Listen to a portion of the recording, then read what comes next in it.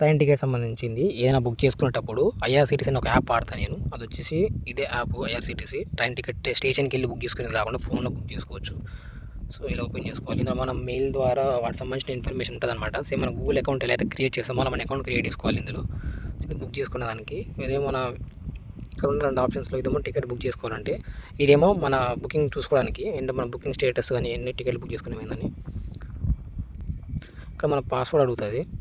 Password కొట్టుకోవచ్చు లేదా మన finger print పెట్టుకోవచ్చు. నేను ఫింగర్ లాక్ కూడా పెట్టుకున్నా, 2 పెట్టుకున్నా. దీంట్లో ఆప్షన్ ఉంది సెక్యూరిటీ పరంగా మనం డేట్ ఎవరు చూడకూడదని చెప్పేసి ఒక ఆప్షన్ ఉంటుంది. సో నా బుకింగ్లోకి వెళ్తే నేను రీసెంట్గా ఒక టికెట్ బుక్ చేసిన, అది వచ్చేసి మహబాద్ టు సికింద్రాబాద్. టికెట్ అని తాత్కాల్లో ఉన్నప్పుడు వెయిటింగ్ లిస్ట్లో బుక్ అయిపోయింది.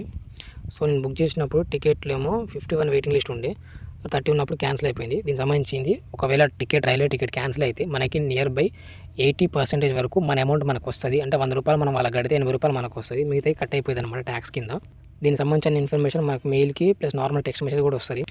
ఈ క్యాన్సిలేషన్ సంబంధించిన ఇన్ఫర్మేషన్ మొత్తం టికెట్ చార్ట్ ప్రిపేర్ అయిన తర్వాత వస్తుంది. ఇది వచ్చేసి పిఎన్ఆర్ నెంబర్తో వస్తుంది. అంటే మనం ఏ టికెట్ బుక్ చేసుకున్న మన పిఎన్ఆర్ నెంబర్ అనమాట. ఒకవేళ మనకు డబ్బులు రాకపోతే హెల్ప్ లైన్ నెంబర్కి ఫోన్ చేసేసి మనం మళ్ళీ వాళ్ళకి మన పిఎన్ఆర్ నెంబర్ చెప్తే మన ట్రాన్సాక్షన్ హిస్టరీ డబ్బులు రాలేదు అని చెప్పేసి కంప్లైంట్ చేసుకోవచ్చు. టికెట్ సంబంధించిన ఇన్ఫర్మేషన్ కూడా పిఎన్ఆర్ నెంబర్తోనే చూస్తారు. ఇది ట్రైన్ నెంబరు, అంటే ఈ ట్రైన్ అయిన పేరుతో సహా ఉంటుంది కదా, అసలు ట్రైన్ నెంబర్ ఇది మనం చేసిన బుకింగ్ డేటు, ఈ ప్లేస్ ఎక్కడి నుంచి ఎక్కడికని. నేను చేసింది స్లీపరు, అంటే పడుకుని వెళ్ళడము. నాకు టికెట్ క్యాన్సిల్ అయినప్పుడు నా వెయిటింగ్ లిస్టు 51 నుంచి 30కి వచ్చింది. 30 వచ్చినప్పుడు ఆ టికెట్ క్యాన్సిల్ అయిపోయింది. ఇది వచ్చేసి జనరల్ టెక్స్ట్ మెసేజ్ ఇట్లా వస్తుంది అనమాట. సేమ్ మెసేజ్ మనకు మెయిల్కి కూడా వస్తుంది.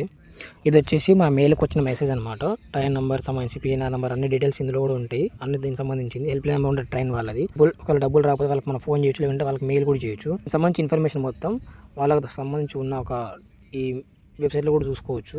ఈ క్యాన్సిలేషన్ అనేది కన్ఫర్మ్ ఎప్పుడు తెలుస్తుంది అంటే టికెట్ క్యాన్సిలేషన్ ఒకవేళ వెయిటింగ్ లిస్ట్లో ఉన్నప్పుడు మనం టికెట్ బుక్ చేస్తే చార్ట్ ప్రిపేర్ అయిన తర్వాత మాత్రమే తెలుస్తాయి. ఇంతకుముందు తెలియదు. ఒక చార్ట్ ప్రిపేర్ కాకముందు వచ్చిందంటే సిఎన్ఎఫ్ అని పడుతుంది, అంటే కన్ఫర్మ్ అయినట్టు అర్థం టికెట్. దీనికి సంబంధించి నేను 366 రూపాయలు 80 పైసలు కట్టిన టికెట్ కోసం. ఇది నేను కట్టిన టోటల్ అమౌంట్ వచ్చేసి ఇది. నేను కట్టిన టోటల్ 362 పైసల్లో 80% చేస్తే నాకు వచ్చిన అమౌంట్ వచ్చి 295 నాకు రిటర్న్ వచ్చింది. సో సేమ్ అమౌంట్ మనకు ఆల్రెడీ ఇక్కడ వచ్చింది. ఒకవేళ మనము మన యూపీఐ నుంచి కొడితే మాత్రం అమౌంట్ ఆటోమేటిక్ యూపీఐకి వచ్చేస్తుంది. నార్మల్గా కడితే మాత్రం వాళ్ళు లింక్ పంపించిన వాళ్ళు హెల్ప్ నెంబర్ ఫోన్ చేసి వాళ్ళు ఒక లింక్ పంపిస్తారు. ఆ లింక్ ద్వారా మనకు సంబంధించిన బ్యాంక్ అకౌంట్ వాళ్ళకి యాడ్ చేసుకుంటే వితిన్ ఒక 10 to 15 వర్కింగ్ డేస్ లోపు డబ్బులు మనకి పడిపోతాయి అనమాట. ఒక రిఫండ్ క్యాన్సిల్ అయిన టికెట్లు ఉంటే దానికి సంబంధించి మనకు బుకింగ్ చేసేటప్పుడు ఆ PNR number transaction ID main అనమాట. ఒకవేళ ఏమైనా కంప్లైంట్ చేయాలన్న దానికి సంబంధించి రైల్వే సంబంధించిన ఇన్ఫర్మేషన్ అందులో ఉంటుంది.